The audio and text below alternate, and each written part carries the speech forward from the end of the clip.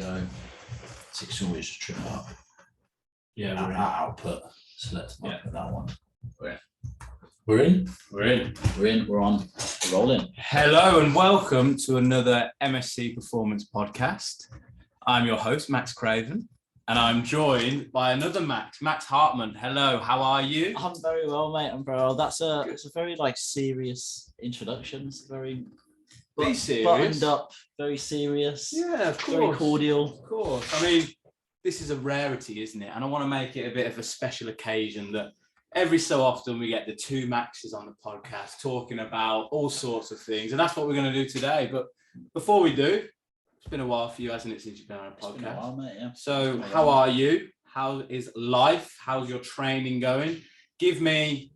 Firstly, before you give me a summary, I want you to give me 3 adjectives that sum up how your training and life is going.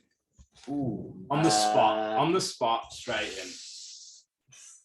Exciting, fresh, Yes. and growth. Oh, wow. Growth. Expand on all of these words now, please. Specifically fresh. I like fresh. Fresh is good. Mate, it's good. There's been a lot of change for me recently. Moved house, which is great. Cool. Obviously, there's seasonal change. Winter is coming. Summer's gone. Winter is coming. So yeah, there's change there. And then, like I say, training wise, it's great. Like I said, I think considering we come from an S&C background. Yeah. I think I'm going the other way at the moment. I'm going more and more down the bodybuilding hypertrophy. Oh wow. Wormhole. Really? You are looking big at the moment. I'm trying, mate. I'm doing my best. But now just with moving house, I think because I've actually got a commute now for the first time in a few years. Prepping and planning food much better, bringing food with me every day, which is great. I say it's so easy when you live locally around town. I'm sure a lot of our members have exactly the same thing. Yeah. If you live 5 minutes down the road from your office, from work or whatnot, it's so easy to just plan food on the fly or just get food on the fly. There's wicked places like shout out to Lydia, Saint Kitchen, just down the road, which is but it's so easy. Talking of Lydia, nice cup of hot Java. That is brilliant. Co-op zone. She will hate us for She'll you. hate that. But, with that, an interesting thing to talk about. So you moving house, you now cycle into work, don't you? Yeah, man. You have become part of the population. I wouldn't say that I hate, but that I am not too fun. That I'm not too fun. Yeah. Mate, I've been cycling for about 5 minutes and I've now got newfound sympathy for all the cyclists that I've ever road raged and shouted at as I've driven past. Yeah. I feel the pain. Do you? If you're going down the road and you've got a bus overtaking you a little bit too close or a lorry overtaking a little bit too close, mate, that's not a nice feeling.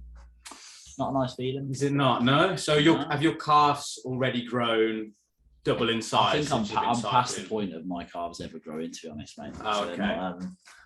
They're not my strongest, my biggest asset. But so with regards to cycling, do you think, because you're sometimes in here at 6 o'clock in the morning, aren't you? Yeah. Do you think that helps with waking you up, getting out in the freezing cold, when it gets to winter? Yeah.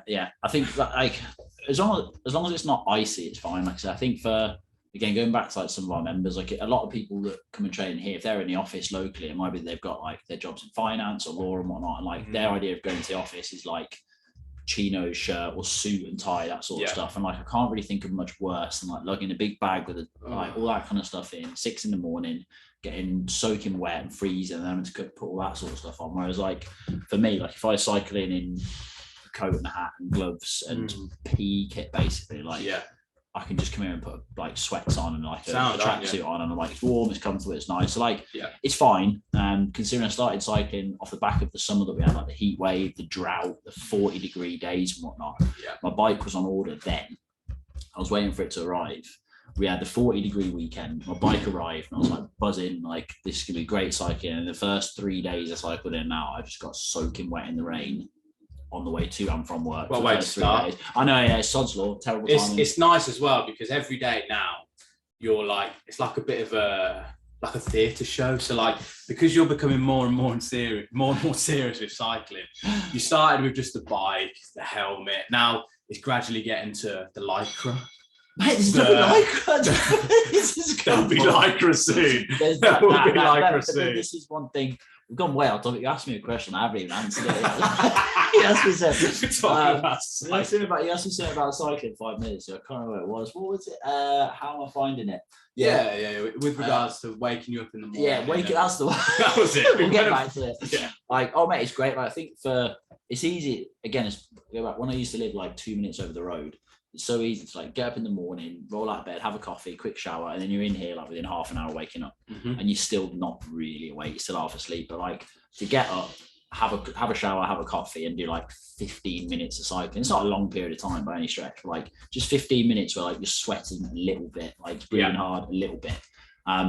Mate, it's a great way of waking up. Oh, a little bit. Is it easy then, cycling? Is it an easy bit of work? Well, it's all relative, isn't it? Yeah, it's all intensity driven. I'm lucky, like it's just a flat cycle lane most of the way in, but like especially on the way home, I'm not really worried about appearances. Like so if I bomb at home and test how fast I can get back, like I'm definitely working. I mean, you're a good-looking man, so you don't need to worry about that anyway. Where does that come into it? I'm just paying you compliments. So basically, all we've established so far is that training wise, all you do is bicep curls. Yeah. And cycling. Yeah. What a way to train. Great way to stay in shape. Yeah, cool. So no more farmers carries, no? Oh, they're a permanent fixture. Oh, of course, yeah. Yeah. Everyone who is a member of MSC. I don't know if I've ever mentioned, but there is a certain photo of me doing the rounds on social media. I've seen that. That isn't a bad angle. It does do you a lot of justice, doesn't it? The arms look big. It's not a bad angle. You know how to post those photos, don't you? It's not a bad angle. There's that. We had one kind of photo shoot just before we I think the day we were reopening, sort of post COVID, so to speak, where all the coaches were in. We were getting the place ready to open up. And we had Ritual Visuals in. Shout out to Ian. Ooh, nice. Taking a load of like promo shots for like kit, the stash, and everything. And like Mark came out of that. I think there was about 2 photos of him doing like a warm up set on RDLs. He's got really short shorts on, and his legs look blessed. He's got a big set of wheels on him. Don't get me wrong, but like it's just a bad angle for him. He didn't get anything out of that shoot. And I think there was about 1,000 photos of me where like every one of them is like the best photos they've been taken. They're like great angle, great light. Yeah, and you use it for everything now, don't you? And that's my social media for the next 5 years now. Yeah, not that I post very much, but Mark just got like the wrong end of the deal on that. Cool. I just came out of it smelling the roses. Fantastic. No, so I think. Yeah, so it's nice. It's obviously nice that you're here. It's nice that we can have a chat. And I think we've got some interesting topics to talk about, haven't we? So varied. I think if we start within the gym and strength and conditioning world, why are you laughing so much? If we stay within the gym and strength and conditioning world, I want us to talk about idols and people you admire within that world. Maybe someone that got you into training yourself when you were younger, or some memory that you can imagine that person got you into that kind of gym training. So for me, I think we might have the same. We might have the same. The top of the list, I feel like it's probably going to be the same person here. Should we say it on 3? 1, good. 2. Let's say it on 3, okay? 1, 2, 3. Arnie. Oh. Okay. So your 1, 2, my 1 and 2, and your 1 and 2 got the wrong way around. Yeah. Those two with regards to bodybuilding, I think they're just different. If you grew up wanting to do like just an interest in training, interest in like weightlifting, and like inevitably grew up and then ended up wanting to do sports science, or whichever route we went. Yeah. At some point, you've spent hours on end watching like Arnie. You've watched Pumping Iron, or you've watched a Ronnie Coleman training compilation. Yeah. Or you've watched Dorian Yates, Blood and Guts. Good, very good. Yeah, that's good. Just on Temple Street down here. At some point, you've watched all of those videos. You spent hours poring over them, and it's great. Yeah, exactly. And I think with Ronnie as well, I think everyone has watched that YouTube video of him in his yellow trousers. Like circus. Yeah. He gets that huge fan out just blowing straight on himself, and he's dumbbell benching like 200 pounds or something like that. Yeah, like they're like 2 good old school bodybuilders. And then into the current day, I would bring about people like Larry Wheels, people like that. I mean, I'm almost the other way around, and I think a lot of nowadays, I think a lot of what you see in that realm, it's kind of gone from being out and out like idols of bodybuilding, again, the Dorian Yates, the Arnies, the Ronnie Colemans, to like YouTubers and Jiggle Shark athletes, social media influencers. And there's obviously like bodybuilding is still obviously a sport. Bodybuilding is still obviously a thing, and it's still like got a massive following behind it, but it bleeds so much now into just like the social media influence. Yeah, without a doubt. And like I stay well away from a lot of the. Like I said, I think I post on Instagram maybe like once a year or something. Yeah, we get an occasional post from you, don't we? Every now and again, I pop my head up. But, yeah. Like I said, all of the kind of YouTubes and all I really stay away from. But then there's other kind of platforms like Derek, More Plates, More Dates, who's almost like exposes and goes into and almost kind of calls out a lot of those YouTube influencers, that sort of thing. And I've got a lot of time for him. I follow him quite closely. But yeah, like I said, I think we'll come on to everything because a lot of his content's around like PEDs and drugs and sport and whatnot. Yeah. That's something we're going to come on to later, I think. Yeah, without a doubt. Big fan of his. Yeah, I think the way that like the gym and strength world is going, I think social media has definitely accelerated that in a very good way. There's a lot of bad that's come out of it because you sort of, as you said, people like that identify the wrong in a lot of people, but that platform has accelerated a lot of sports. And I tell you one sport that I started watching, you're going to be so shocked by this because I probably haven't told you this actually. One strength sport that I've started watching is arm wrestling. Have you ever watched it? I've seen it. I've seen it happen. So it's actually like hard. Like I'm gonna play some arm wrestling. Yeah, I know, but there's so much like technique and everything that goes into it. And you look at the guys that are doing it, like I mentioned him, but Larry Wheels got into a little bit of it himself. And he was getting battered by these people that probably look like me and you. Like obviously very good looking, athletic, bold people. Yeah. But they would just literally batter him because they're good with angles. They're like their muscles in that position. Absolutely, so strong. Great rotator. Yeah, like, one big rotator. I can't like, and this is like partly because of like my background with like injury and rehab stuff, that sort of thing. I find like certain sports or certain things. I'm always, because of seeing a lot of like bad injuries that have happened, or I've seen like every time you go to like a lecture on like ACL rehab or something, you always see that whoever's delivering this seminar or whoever's delivering like a conference presentation on ACLs and like knee injuries, they'll always have like this 3-minute video at the start. And they'll say, we're just going to watch this first. And it's just like a video of people like rupturing knee ligaments. It's horrible. It's just a compilation. Yeah. Or like like the last time I went and had a CPD session on like Achilles tendon rehab. And it's just a slow motion video of a guy doing a depth jump, and as he hits the floor, his Achilles rupture, and it's horrible. Oh yeah. So like stuff like that, they're like, I always, to some extent, like I'm watching a client do something, or I'm watching sport on TV, and in the back of my mind is like, I'm always just like, well, this is the kind of thing where like any minute now you can just rupture his Achilles. Yeah. Well, this is the kind of thing where any minute now they can like break their leg. And one of my old clients who used to be a member here, she was great fun, really, really good, but she was on a night out and she arm wrestled a bloke in a pub. And she had a huge spiral fracture down her humerus. So like her X-ray and her MRI report afterwards, after that, is like, see just like the bone in her upper arm like this, and there's like plates and screws and a metal rod and everything. So we did like a long-term rehab for that. So now, like, if someone starts arm wrestling, I'm like that. Let's do it. Yeah. Like, so we mentioned arm wrestling. Is it bringing up like? Oh, mate, it's horrible. Because like, yeah, like just like I don't know, I think it's just because of, like I said, the work I do and every conference I've been to, you just see a horror show at the start. And that time particularly, arm wrestling for me, not the one. Not the one. Catch me dead doing that. Okay, cool. So yeah, so I think that's arm wrestling shit basically. Next question. Yeah. But so I think we've definitely established that like gym related people, both of ours are very similar. It's the old school bodybuilders, the Arnie, the Ronnies, the Phil Heaths, like all of those kind of people. Yeah. Although there's on a bit of a tangent, one thing, this is when I was maybe a little bit like uni age. I watched a lot of, there's a YouTube channel for a gym in America called California Strength. Okay. And the Cal Strength channel, like they've got a very, very high end weightlifting team. A load like the US team, a lot of who go to like the Pan Am's, national championships, some of the Olympians that go from the US train there.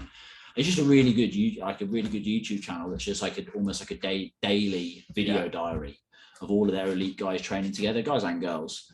And And that's great. It's like Wes Kitts is a big one, like big heavyweight American Olympic weightlifter. I know you're a big fan of your weightlifting from your CrossFit work, of course, yeah, which we won't judge you for. But yeah, he's a great lifter. He's another one like very, very different, quite far removed from the social media side and the bodybuilding side. Yeah, it's like a strength sport athlete, class to watch. Like, it was just really good. Probably the first like Olympic weightlifting that I got into as well. So it's always got a bit of a soft spot. Oh wow, cool. Cal Strength. Cal Strength. Search that if you have time. So I think diving onto a new topic. So they're at, I think we've obviously said Cal Strength, Ronnie, Arnie. Yeah. Now, Dorian Yates. Dorian Yates, another good one. So if we go outside of that a little bit and like open our scope up to sport in general. So there's two questions that I want to ask that I think we both get quite interesting answers for. And I know a lot of people will have different like memories and things associated with these answers. So I want to hear your favorite sporting idol with regards to a specific moment. So whether that be like, I'll throw a few examples out there, like Johnny Wilkinson dropping his drop goal against Australia, something like one moment that just solidifies them as an incredible athlete that just makes you go, wow, that was fucking amazing. There's a couple like you've almost hit the nail on it. Luke always terrors me because every time I come on a podcast I always say you hit the nail on the head. Hit the nail on the head. Like Johnny Wilkinson's a big one. I think I've been playing rugby for about like 3 months. I was in like year 7, I think, when like that happened. Yeah, and that was massive. That's so weird. I was like, you were about 4. Oh my god, that's just made me realise. You were still a tadpole, but there was that. There was what else was there? Dan Carter versus the Lions. In New Zealand, like when he just absolutely tore him open. But I don't think that's a moment. This one's a bit of a curveball, and this is so it's still very much like when I was a lot younger.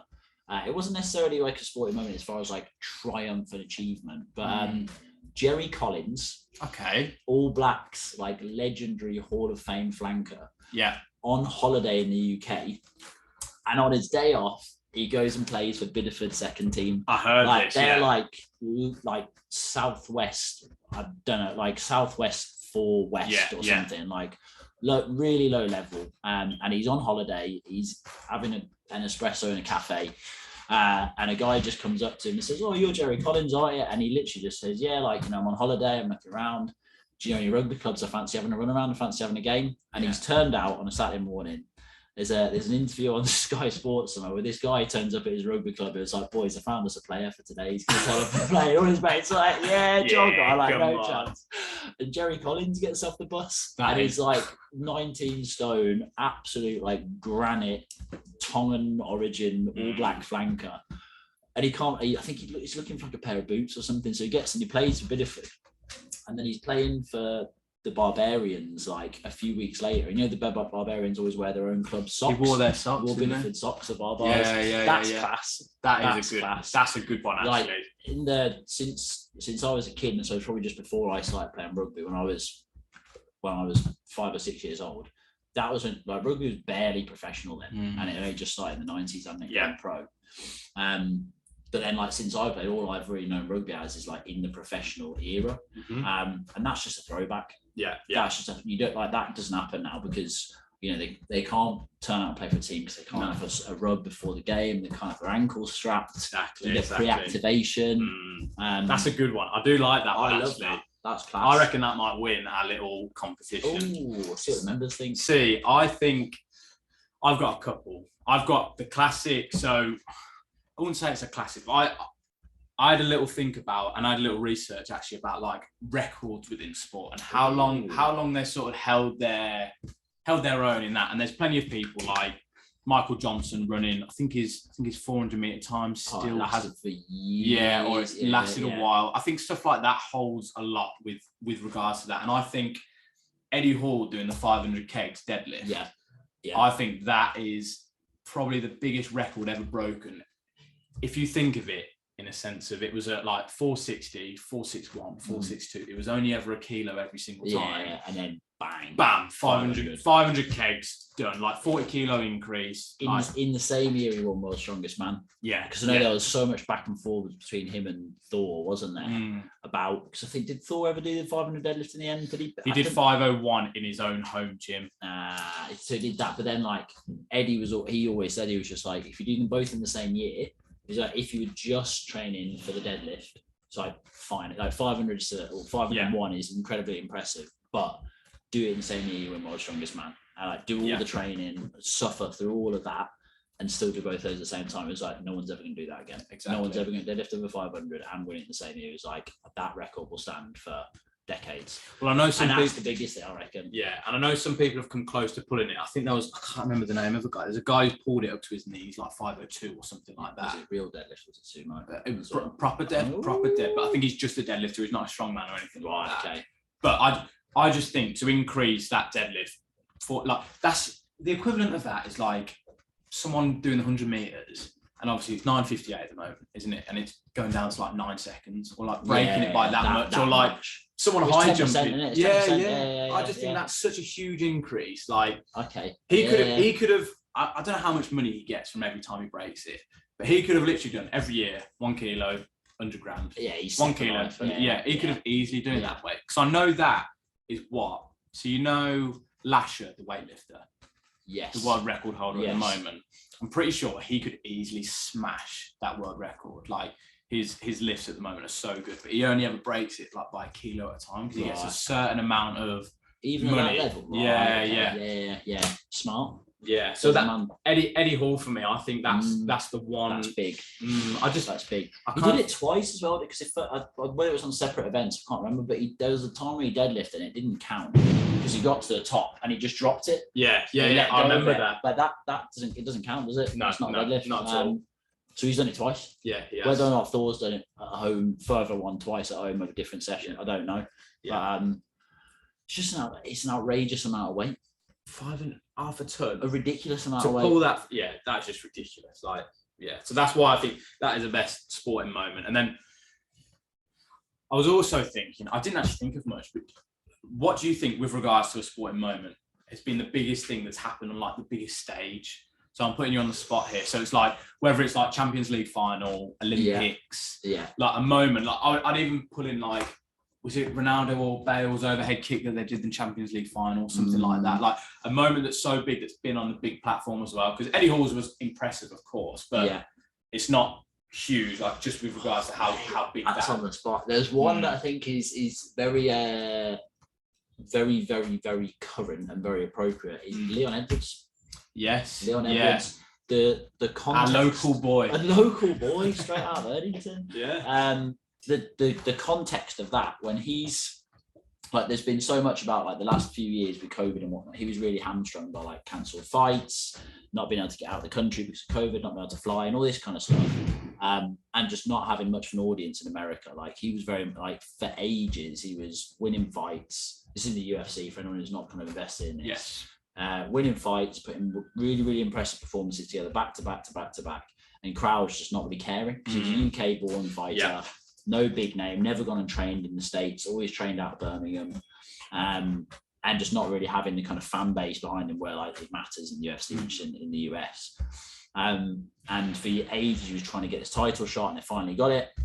He fought one of the last fight he lost, which was in like 2016 or something, was against the current, who is the guy, Kamaru Usman, who's now, or was, the current, like, undefeated, pound for pound, best fighter in the world, undisputed champion in that weight category.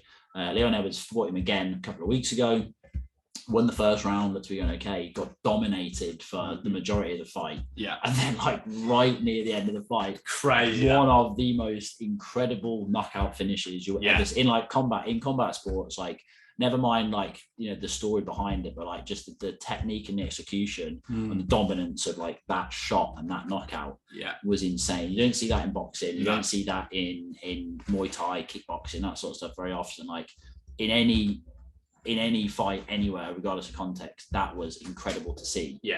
But in the context of it, like, who it was against, back against the wall, chips down, back against the Hail wall. Mary, Yeah, and he yeah. just comes out. It was that moment was Absolutely. incredible. Yeah, Ridiculous. And you know everything he's sort of spoke about in the run up to it, and you know how he talks about the win and why he does it, and his motivations for it, and his backstory is just insane. You know everything that he's been to get to that point, and then you know to do that against Kamaru Usman on the biggest stage, the world watching. It's it's sporting triumph. It's the stuff. It's the stuff of legends. Yeah, that is an adrenaline rush and a half. Unbelievable. Yeah, unbelievable. What a night out after, I reckon.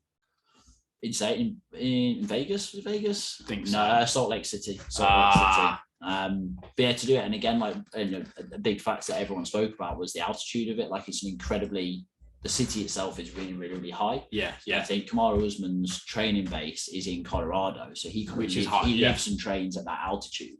And you can see like across that whole card, all the fighters on the night, loads of them were really slow, really sloppy, like obviously feeling the effects of the altitude. Yeah. So then to be beaten and wrestled for 5 rounds and lose the majority of those rounds, and to come back and do that at the end when like you're flagging, there's literally less oxygen in the air you're breathing. I'll make goosebumps. Ridiculous that. Shivers down the spine. I can tell the way you're describing it now. You're ready to fight, aren't you? Sub me in. Yeah, I think that's Coach Carter on. Yeah. Good film. Sporting triumph. Good film. We had a chat on one of the other podcasts about that, and I said that was my favourite sporting film. This is a Martin of Michael Running. Yes, it was that one. Yeah. But yeah, very, very good sporting moment. I would say in the present day, that is definitely up there. Crazy. So moving on to overall, this is my second sporting person that I've asked you to have a little think about. Okay.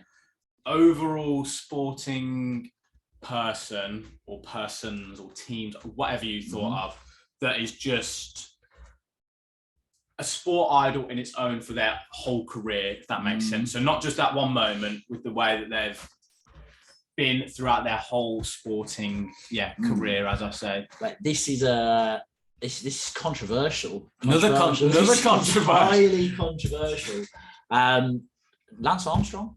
Lance Armstrong. Oh, okay. I think in the level of dominance that he displayed over the course of his career, was insane. Insane. Like it's not a sport that everyone like.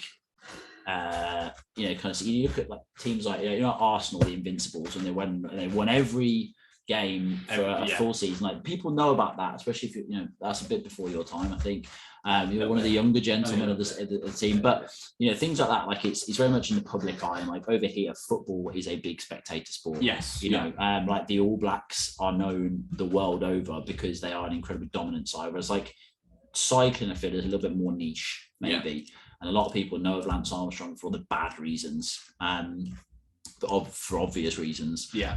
But like the level of dominance that he showed, and like just in a sport that is so attritional in nature. Like if you have a day where like you maybe can't be bothered a little bit, like if Cristiano Ronaldo comes out and he's not really too fussed, he's not motivated on a given day, he can 30 seconds he can score a hat-trick. Looking at someone like Haaland at the moment playing for City, like I say, all it takes is 5 minutes of work and he can score a hat-trick. He's scoring goals for fun, and then he can just jog around, laze around, and those moments they have a lot higher, don't like they? In events like the Tour de France, which is hours and hours and hours of like grind and grit, and everything you do over the course of that time frame, over the course of that event factors in. Like you can't have an off day.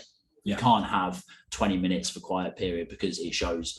And like to have that level of intensity applied consistently for years. Because how many did he win? I couldn't even tell you. I don't know. I wouldn't know the number. But I think officially now it's 0. He got them all stripped, didn't he? But I'm just going to turn my Bluetooth off because I'm going to start buzzing every 5 minutes and watch. Sorry about that. But like to the level that he operated at and the sport that he was within is insane. Insane. And I don't know if we've seen anything. I could be proven wrong. I'm pretty sure people will prove you wrong without a doubt. I think we'll get onto that topic about drugs and stuff, like definitely in a second, because I think that's a very interesting thing to talk about. And then because I think with with drug use, I'm a firm believer that I think if people, I know it's banned and it seemed quite bad. This is drug use in sport, by the way. Sorry, yeah, drug use in sport. Of course, yeah. To frame that. But I just think if people, like, especially in the world of bodybuilding, it's seen as quite an open thing. Yes. And I respect a lot of people more when they actually talk about all the drugs they take. And whereas I look down a lot more on people who sort of hide it and hide under the rock. So it's like Dwayne The Rock Johnson. Love him. Yeah. He's apparently au natural. Not a chance. Yeah. And it's like, what is, leading on from that, like, what is your opinion on drugs in like the sporting world? Like, do you think there should be a place for it? It's tough because, like, there's a few different ways to come at it. I'm sure we'll talk about all of them now. Like, nowadays, especially, like, even if you're in a sport where you maybe don't get paid that much for winning the sport, for example, maybe you don't get a huge amount of wages from the team you're playing for or the organization you're within.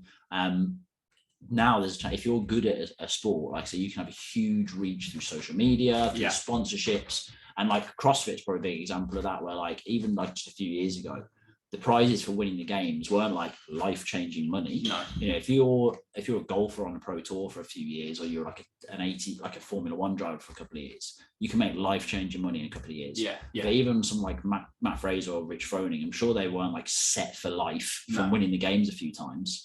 But that being said, like I said, the sponsorship deals they probably had at the same time.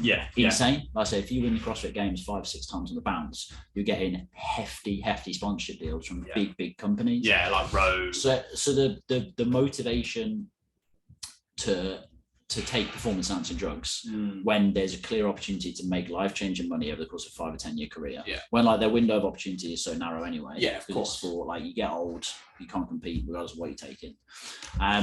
Like I get it. I see the motivation. I think like it's naive of people to think that athletes like that with that kind of motivation aren't taking drugs. Yeah, it's an interesting perspective on that, like the motivation of it, because it is something as simple as you being second place at the CrossFit Games. That could cost you out on huge deals with loads of companies. So it's like if you have that little percent, like some kind of drug that will add that little percentage onto your events, that will then get you life-changing money and will sort you out for your training. Without that, you're going to definitely consider that factor, aren't you? Yeah, 100%. Yeah, you're injecting. but like, and I think there's then like another way of looking at it is there's like different for every sport. I suppose there's like if you're a professional curler, if you're curling and you're building up to the big 4-year cycle for the Olympic curling team, like how big you are, how explosive you are, how powerful you are, realistically, like your physiology and your physical capacity is a very small percentage of what determines your success in sport. Yeah, it's more skill based, isn't it? It's massively skill based, and like it's not dependent on like muscle mass, power, VO2 max, that sort of stuff. Whereas there's other sports, again, CrossFit, road cycling, like Lance Armstrong, Tour de France, like there's not as much skill in that. Obviously, the CrossFit is still obviously very skill based in certain events, but a huge weighting of what determines success in that sport is based on your underlying physiology, muscle mass, VO2 max, like power output, strength, like so. The more it's weighted towards strength, power, physiology, the more it's based on like purely what physical shape you're in, the more motivation you have to take it, because there's a bigger relationship between taking drugs and finishing higher. Yeah, without a doubt. So then, do you think there should be like some kind of not competition like a druggy Olympics? I'm not saying that. I don't know what the answer to that is. I don't know what the answer is. Like we've already got in some of those sports I just spoke about where there's like, there's obvious benefits from being faster, more explosive, more powerful. 2 of the biggest things, or 3 of the biggest things that come to mind: boxing, MMA, rugby, American football. So obviously there's a big difference and a big advantage to be had from that, but we've already got big enough problems with brain injury and concussion and early onset dementia and Alzheimer's as it is, without just saying, right, you can all turn into a big load of roid monkeys. That'd be class. Exactly. Like we've already got big enough problems. So like in those environments, like absolutely not, no way. Like you can still have a fully professional sport with incredible athletes, playing a game that is way better than grassroots. So it's still a spectator sport. Like no one wants to pay the kind of like for a World Cup final ticket to go and see the Harborne third team play. Tell me, there might be a Harborne third. or like, you know, no one's gonna pay £100 to watch Bourneville Vets. Maybe the first team. Bourneville, but no one's going to pay good money to go and see a low standard of sport. But like in things like, again, rugby, football, all that kind of stuff, like you can still have a very high standard and have a spectator sport, fully professional with huge crowds, without so like rigid drug taking and rigid drug testing in those is essential, because again, like you've got to protect the players. Without that, that's the main thing. They're the ones putting their body on the line, and in some sense unnecessarily so. But the problem comes when you've got testing, but people can get past it. So you've got some guys who are going out there and they're just like mutants who are just like battering other people, giving other people concussions, when in theory it's a level playing field. And you're obviously going to have freaks. There's always freaks of a generation. Like there's always going to be Jonah Lomus. There's always going to be like Julian Surveyors, Max Cravens of the world. We're all in the same category. There's always going to be the freaks who are going to go out and cause damage to people. What you don't need then is like other freaks coming through because they've had a load of testosterone therapy, or they've had a load of like trend going through this for years, and they're coming out like massive and just like melting people. I think that is like a good sort of aspect of a good a view of it, because like the way people are nowadays, like we are the whole rugby community now, we have grown so much. Like I know it seems like we're only looking at rugby, but I will look at maybe not boxing because they were huge back then. But if you compare like rugby players in the 60s, like you see the videos of If they were to look at people nowadays, they would say they're definitely all. But then also like look at like Muhammad Ali was like potentially greatest heavyweight ever. As an athlete, looked absolutely nothing like Anthony Joshua. Exactly. Absolutely nothing like that's 40-50 years of like sports science, nutrition. That's like you know, government funding, like youth development plans. That's like you go to a Premier League academy now in football, any professional sport, and they've got an S&C coach and a nutritionist and a sports scientist from the age of 10. So like they're putting in best practice. Best practice stuff in place from a child, and they're having 10-15 years development. Like Ali never had best practice sports science his entire life, never mind from the age of 10. So like that, there's certain sports where like things are accelerating fast enough as they are, and there's a great enough risk to the athletes as it is, without throwing into the mix massive increases in power output and speed and exposure through PEDs. Like even back then on the other side of it, in a sport like road cycling, like in Lance Armstrong's case, although like there's obvious inherent like health risks that come with drug use, you don't want to like encourage that. Like no one's gonna get brain damage from more concussions. But then also like at what level do you start to encourage like mass drug use? At what point is that healthy? But at the same time, like I say, Lance Armstrong, I'm totally fine with, you know, everyone's going to focus on the fact that he was a drugs cheat and whatnot, like he should have been banned and all this kind of stuff. But at the same time, like I think he's had all of his Tour de France wins stripped, and I think at some point everyone else, I think the last one he won, there's some ridiculous statistic, like he's had his title stripped, so he never won it. But everyone else who finished in the top 10 that year at some point has served the drugs ban.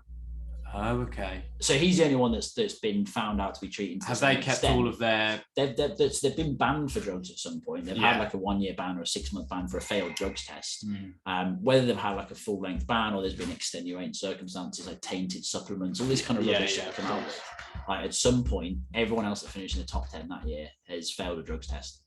So like the idea that, and again, like now, I think last time Mark answered a Q&A and someone asked about drug use in CrossFit. And he was like, absolutely, people take it for the same sort of reasons we've spoken about. Of course. And I think I got a message off quite a prominent CrossFitter saying like, his rant was really poorly judged. Like, I know these guys, they train well, not. And then like in the last couple of years since that happened, even just in the last 6 months, there's been like athlete after athlete after athlete that have been shown to fail drugs tests. In CrossFit, right? So it's naive to think this isn't happening. Of course, it obviously does. The extent to which like it should just be like crack on. I think is massively determined by like what that sport looks like, Yeah, and what risks the athletes already putting themselves up against. Like yeah. Lance Armstrong, like there's talk of in his era of professional cycling, one of the side effects of taking EPO, which is a drug that massively increases the amount of oxygen you can carry in your blood, increase like red blood cell count. Correct me if I'm wrong, like I might be butchering what that does, but it's very much about supplying oxygen, increasing endurance, as opposed to what people think of as steroids and massive increase in muscle mass. Yeah. One of the effects that has is it makes your blood a lot thicker. So there's stories of like, I think it's one of like the Dutch teams or the German teams, or like there's stories of like they took so much EPO that at night when they were asleep and they cooled down, their blood would get so thick they were all in danger of like big blood clots, heart attack, stroke, that sort of stuff. Yeah. So on Tour de France, in the middle of the night, you'd have guys, you just hear guys getting up in the middle of the night and going for a bike ride because they had to get warm. Yeah, so their blood was thin enough for the heart to pump it around. Yeah, so the idea that like Lance Armstrong is a bad guy in all of this in isolation is crazy. Yeah. Cool, very interesting. We're gonna get some heat for this. I know we actually are, aren't we? But you know what? We're all here for it. We're all here for it. We like a bit of heat. So Lance Armstrong is one of your favourite. Oh, crazy! And at the same time, he used his platform. So although those stupid yellow bands that we all wore for years when we were at school, like he used his platform to raise tens, if not hundreds, I don't know what the number is, but of millions and millions and millions of pounds for charities. And to the point where I don't know. I mean, there's obviously going to be people like Richard, Bill Gates, and the people who have given like philanthropists that give billions to charity. Yeah. But like, you've got what's his name, like Marcus Rashford, who did great over lockdown, like the free school meals, loads of awareness and charity and campaigning for really, really good causes like that. But we've got countless footballers in this country. We've got countless very, very wealthy sports stars who I'm sure all do their point here and there. But no one has had such a sustained charity campaign throughout their entire career and donated so much money as Lance Armstrong did with his platform. And as a cyclist. That's it. I'm sure he wasn't earning the same amount of money as David Beckham did. Like, David Beckham, great guy, great hair. But like, good hair, fantastic career, don't get me wrong. But like, there's people like Messi, Ronaldo. Like, I'm sure they do a lot of good, but none of them have done as much good as Lance Armstrong did during his career. Yeah, even if his career did end the way it did. Yeah, that's a good topic. Like, we won't get onto it because I could talk for ages about that. But like, with regards to giving to charity and stuff, it's one of those like you might not even hear that Messi and Ronaldo are giving loads to charity, but it's with the public eye now. It's like they're sort of damned if they do, damned if they don't. So it's like, unless they tell people that they're giving loads to charity, you don't know about it. But he's probably better off, I would have thought, it's better if an athlete or a famous person or someone who's very wealthy is giving to charity. Surely the best thing is to tell people you're doing it, to normalise it and force other people to do the same. I'd think about it loads. I'd tell like one person, so then they can then tell people. So it's not going to. I'm not the guy telling people, but Craves give loads to charity. What a good bloke! Because if you all go around like everyone, I've just donated this. Of course. That guy. He don't stop talking about it. So I tell you, on a completely, we're going back now to the topic about sporting people, which is a while ago. Gone off that tangent, but yeah. So Lance Armstrong for you, I tell you, someone for me that I used to watch loads when I was a kid, when I was at home. Phil the Power. No. Yes. Drug use in darts. Yeah, exactly. PEDs. They used to be skill based, but it's skill based. It's all about But Phil the Power Taylor, he was my boy. Dominated the sport of darts for years. I'd get home from school, darts on. I'd watch Phil the Power Taylor against, I don't even know who he'd play, but I knew his little dart stroke. Big MVG, Michael Van Gerwen. Michael Van Gerwen. He's another one though. He's the new kid on the block, isn't it? Well, not anymore so much. He's been around for donkeys years. But there's in other. Did you ever watch Earl the Pearl Strickland? No. Is that a darts player? He's the equivalent of Phil the Power Taylor. Yeah. But in American pool. Oh, okay. In pool. I didn't know pool. Is it big in America? Like, as in, is it broadcasted a lot in America? So man, it's a great sport. Yeah. It's in Earl the Pearl's world. It's a beautiful game played by ugly people. Oh, okay. Is to say. Is that an Earl the Pearl quote? An Earl the Pearl. Is that up in the bedroom? Is that? Yeah. Yeah, but similar sort of vein. What an athlete. What a competitor. Yeah, I mean, very skill based. Not as much. Hugely skill based. Yeah, I mean, they obviously like a pint when they're playing. Not anymore. Yeah. They're not allowed to anymore. Have you ever seen televised darts from like the 80s? I don't think I have, unfortunately. It's like, it is literally like there's the dartboard there at the hockey. And then there's literally like tables of pints. What a life, eh? Take us back to the 80s, eh? But yeah, Phil the Power Taylor for me. I think with those skill-based sports, I think they are like those.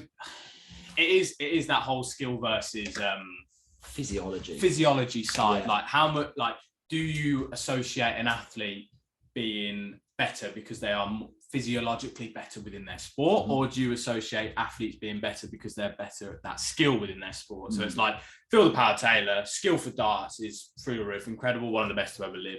Similar with someone like Ronnie O'Sullivan, skill based. There is no one that will get near him with regards to that.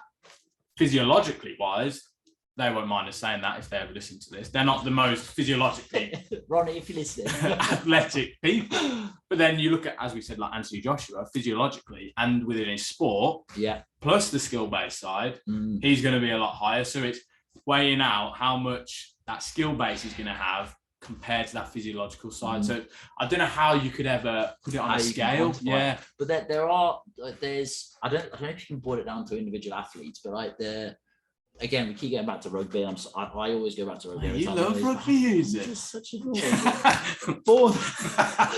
But I know like the RFU have come out with loads of research like recently over the last few years talking about like game winning actions and like what determines success in looking at what determines success in a rugby match. So like there's obvious things that are like, you know, spending more time in your opposition half, playing in the right areas of the pitch, that sort of stuff. That kicking loads. Kicking loads. But if you're playing rugby in the right areas, if you're always on your opposition goal line, you're probably going to score more points than them. That's like, that's obvious. But then they've looked at things like average carry as well. So every time someone in your team gets the ball, how far forward do they travel? You know, if you only chances are if your team only travels 10 meters a time when you carry versus the opposition traveling 20 meters at a time when they carry, chance like you've got a much bigger chance of that team winning.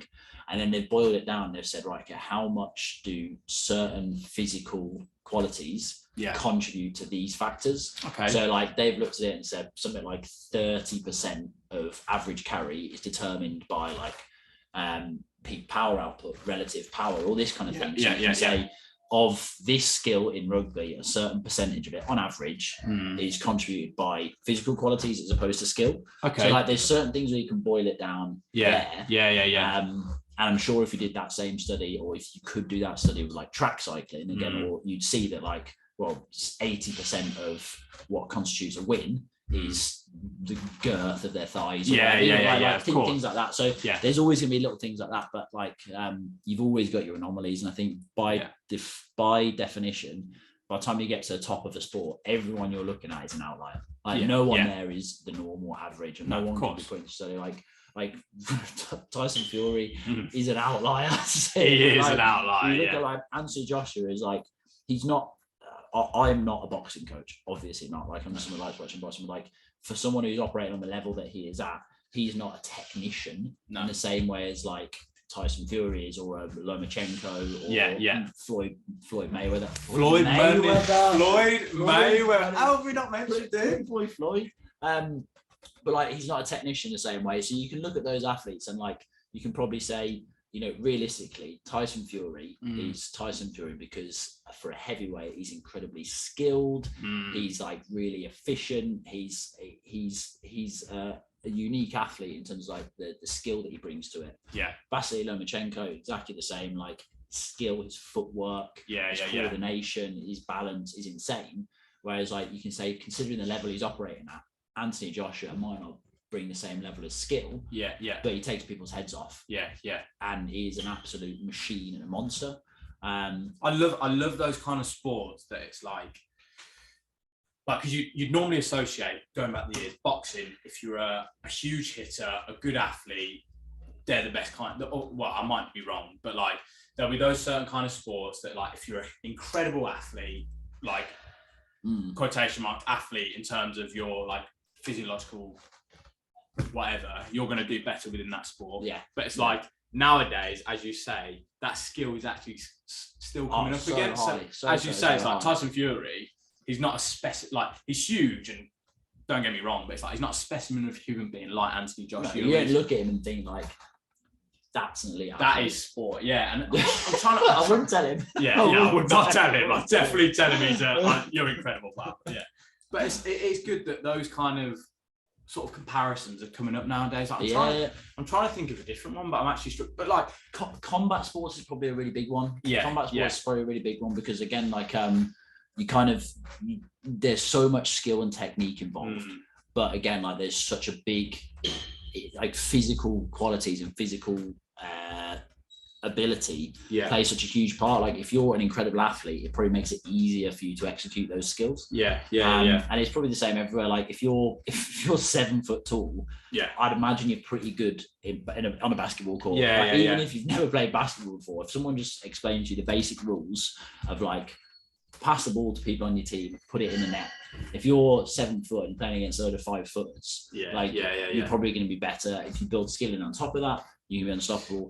Like there's the percentage of, I think it's something crazy. Like if you're a 7 foot plus male in America, the percentage of people who are above 7 foot who play in the NBA is something like 5% or something. So that's in the country that is crazy. Like it's just huge. Like all you gotta do is be born that tall, and the doctor can say you got a 5% sign chance. Him up. Sign him up. Start, like if you play basketball, that you're probably, because it's probably out the other 95% that don't play in the NBA. 50% of them probably never play basketball. So all you've got to do is be 7 foot, play basketball. Exactly. You sound there, aren't you? Yeah. I think one day, if you're ever back on the podcast, we should definitely dive. Like I know we have dived quite deep into it, and we've probably chatted about so many different topics, but we should definitely look at that because it is interesting, like skill versus like athleticism. I don't know if we've spoke about it before on another podcast, but I think that what the tie-in is. How much of a tie-in there is. What holds more. And obviously, you've got to look at different kind of sports because some sports, as we said, darts and snooker, are purely skill related. But again, like, even with like, okay, this is a real stretch. Go on, let's do it. Stretch me. Right. Phil Taylor, the fitter he was, the lower his resting heart rate would be. So in theory, the more steady his hand was. That is true, actually. This is pure conjecture. This is true. This is guesswork. And if Ronnie O'Sullivan will have done more isometric lateral holds, he will have been able to hold that cue in a more stable position. Like the greater his plantar flexion strength, like if he's really reaching across the table and he's on tiptoes for a shot. The difference might be if he has big strong calves, he makes that shot. If he doesn't have strong calves, he doesn't. Like strength is never a weakness. Exactly. And if he'd have worked on his walking, he would have been able to get a quicker 147. He holds the world record for a 147, but he could have broke that by doing more cardio. Could have got 148. Yeah, exactly. So basically, we're trying to say that athleticism. It's never a weakness. Chances are it's not going to make you worse.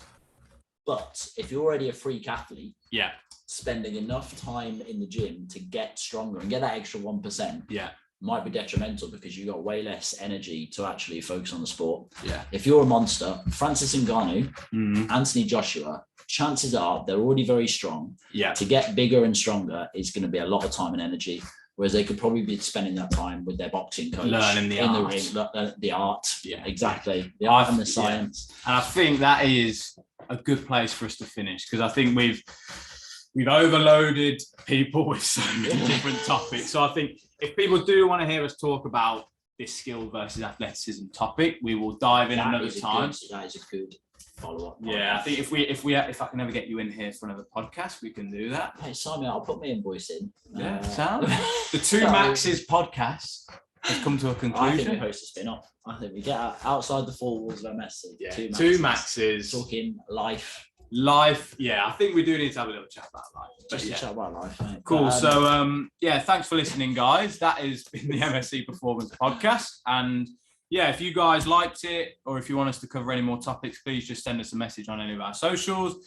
And see you later, guys. Nice one. Thanks for having me. You're welcome.